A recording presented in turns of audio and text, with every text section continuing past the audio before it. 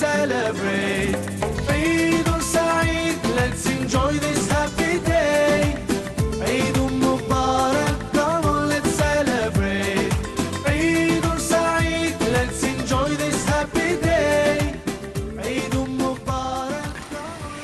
Alors toujours avec cette atmosphère festive, on voudrait maintenant, docteur Moustapha Tammem, parler des conditions du sacrifice, pour que le sacrifice soit accepté par le bon Dieu.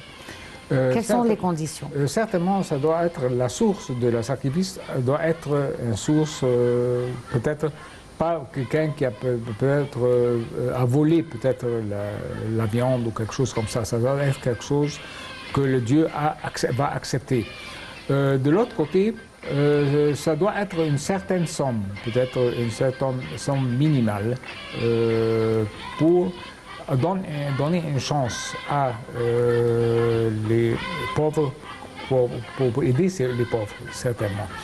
Et finalement, ça doit être le premier, avant le premier jour, comment dire, ce serait le premier jour de la fête, le matin. Avant, après, moi je pense que c'est après la prière. La première prière, c'est après la prière du Fajr, la exactement. première prière. Oui, c'est ça.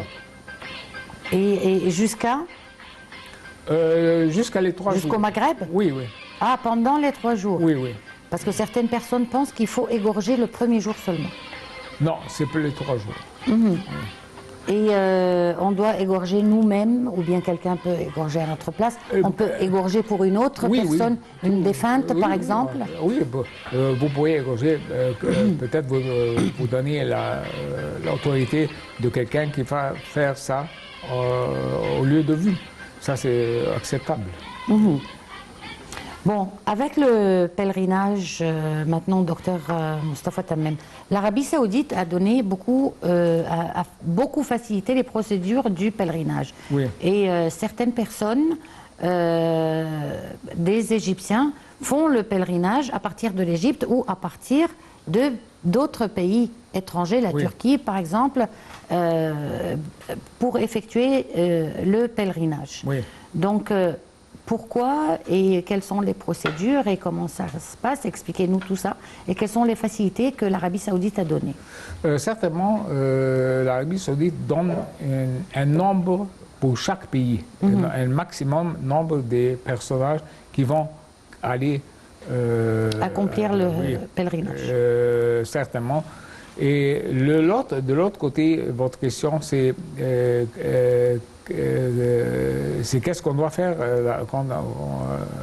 Oui, si, justement, en réponse à cette réponse, si l'Arabie Saoudite a limité ou a décidé du nombre des pèlerins pour chaque pays. Exactement. Ça veut dire que si un pays n'a pas le quota, ou à moins que le quota prescrit par l'Arabie Saoudite, des Égyptiens peuvent, par exemple, aller réserver le pèlerinage à partir d'un autre pays, ou ça, c'est pas possible, ça dépend de la nationalité. Ça dépend de la nationalité. Donc, pas de la place. Non.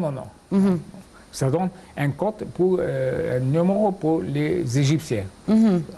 Bon, et le pèlerinage maintenant, que doit-on faire et comment peut-on accomplir le pèlerinage? Le premier pas, ce serait le plus important pas, c'est Waqf Arafat. Ça, c'est très très important.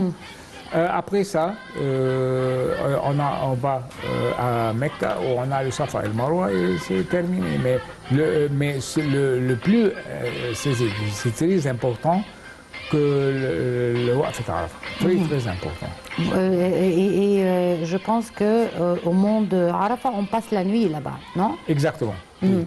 Pourquoi? Expliquez-nous. Ça, c'est les processus que peut-être le Dieu a mis pour le Hajj. D'accord. On va voir un dernier reportage concernant toujours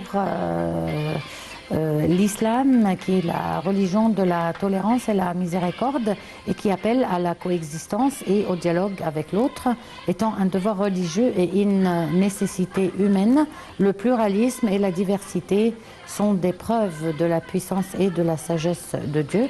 La tolérance religieuse, le dialogue et la cohabitation entre les adeptes de diverses religions permettent de réaliser l'harmonie, d'assimiler les divergences et de mettre de côté les conflits. On va voir un reportage et on en discute tout de suite après. اللهم لبيك لبيك لا شريك لك لبيك إن الحمد والنعمة لك والملك لا شريك لك لبيك اللهم لبيك لبيك لا شريك لك لبيك إن الحمد والنعمة لك والملك لا شريك لك لبيك اللهم لبيك لبيك لا شريك لك لبيك إن الحمد والنعمة لك والملك. L'islam et le prophète Mohammed, à lui bénédiction et salut, respectent et apprécient le pluralisme et la diversité. L'islam met l'accent sur l'unité de l'humanité, quels que soient les enseignements divins. Et Dieu a ordonné à son prophète de croire aux autres prophètes annoncés dans son livre. La tolérance religieuse se manifeste dans le comportement adopté par le prophète Mohammed, à lui bénédiction et salut, avec les gens du livre ou Ahl al-Kitab, juifs ou chrétiens.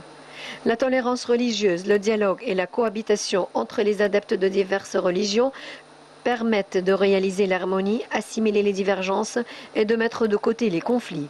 La tolérance en islam est une valeur morale, une nécessité sociale et une qualité indispensable pour gérer les conflits et favoriser le vivre ensemble. Cette valeur précieuse provient à l'origine de la philosophie générale de l'islam qui représente comme religion mondiale, dont le message s'adresse à tous les humains, quelle que soit leur race, leur couleur ou leur conviction. En islam, tous les gens sont issus d'une seule âme et sont bien égaux, comme les dents d'un pagne. Personne n'est distingué de l'autre que par la piété. C'est dans ce sens que nous comprenons le verset coranique qui dit « Nous vous avons créé d'un mâle et d'une femelle. Nous vous avons divisé en races et en tribus avec des caractères distinctifs. Le plus méritant aux yeux d'Allah est le plus pieux, c'est-à-dire celui que le craint le plus. » Il s'agit donc d'une religion pratique qui considère la diversité comme qualité interséquemment liée à la nature même de l'être humain et non pas d'une religion noyée dont les idéalités théoriques incompatibles avec la réalité vécue de la vie des peuples. Repousse le mal par ce qui est meilleur, et voilà que celui avec qui tu avais une animosité devient-elle un ami chaleureux. Voilà l'un des dizaines de versets coraniques qui enracinent la valeur de la tolérance dans l'esprit des musulmans. Dans ce verset, Dieu incite les musulmans à faire face aux mauvais comportements par le biais des bons comportements, car cela constitue le meilleur moyen apte à les changer.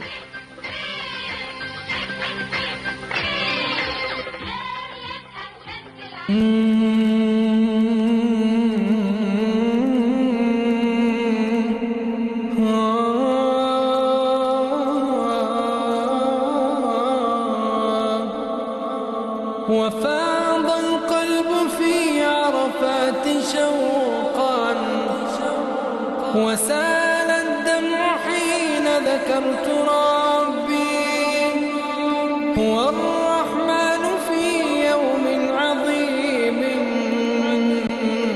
كريم لا يرد سؤال قلبي كريم لا يرد سؤال قلبي أتيت إلى الصعيد بدمع عيني وروحي كلها أمل يلبي ألا لبيك يا رب البرايا